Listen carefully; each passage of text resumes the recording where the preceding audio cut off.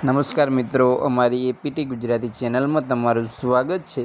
અત્યારે હાલની સૌથી મોટી અને દુઃખદ ખબર સામે આવી રહી છે।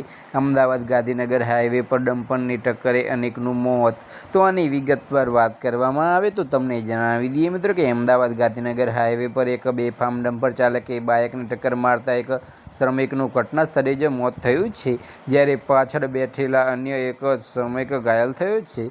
તો આની વિગતવાર વાત કરવામાં આવે તો તમને જણાવી દઈએ મિત્રો કે અકસ્માત સર્જી ડમ્પર ચાલક ફરાર થઈ ગયો છે। તો આની વિગતવાર વાત કરવામાં આવે તો પોલીસે સીસીટીવી ફૂટેજના આધારે ફરાર ડમ્પર ચાલકની શોધખોળ શરૂ કરી છે। તો તમને જણાવી દઈએ મિત્રો કે ગુજરાતમાં બેફામ દોડતા ડમ્પરોનો ત્રાસ વધ્યો છે।